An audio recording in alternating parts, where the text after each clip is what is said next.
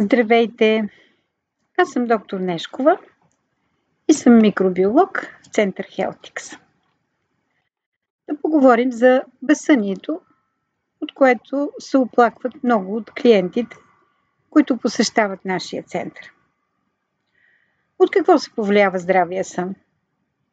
От това дали помещението е проветрено и тихо, дали се храним обилно преди да се приготвим за сън, дали консумираме нездравословни храни, дали ползваме компютър, телефон преди да заспим, дали си лягаме редовно в здравословния диапазон около 22 часа.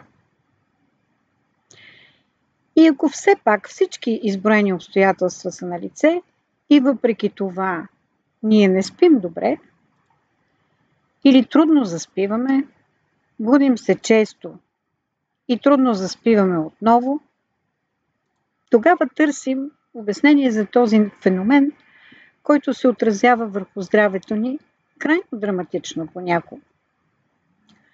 Изследванията, особено интензивни в последните години, категорично доказват пряката връзка между целия набор от полезни микроорганизми и патогените, които обитават червата и качеството на съня. Между мозъка и чревната микрофлора съществува пряка връзка. Когато балансът в червата се наруши, поради дейността на патогените, които отделят разнообразни токсини, мозъкът получава сигнал, който реагира с изразена тревожност, депресивни състояния, страх, безсъние.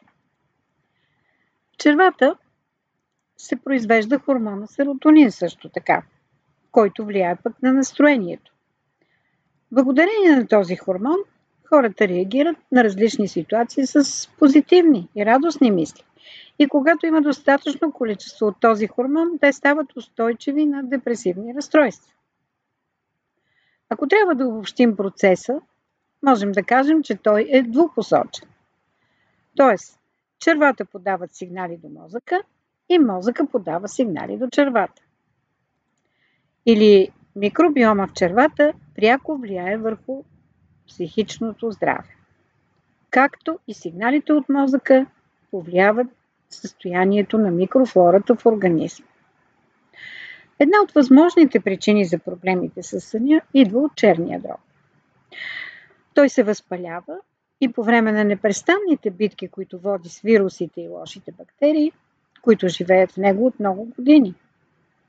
Тези паразити произвеждат невро- и дерматоксини, които водят до болестни изменения. Вирусните проблеми са също сред основните причини за лошия сън.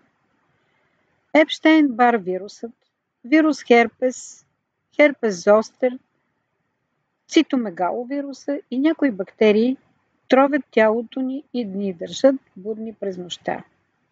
Епштейн-Бар вирусът изхвърля невротоксини, които създават проблеми и часове наред не ни дават да заспим.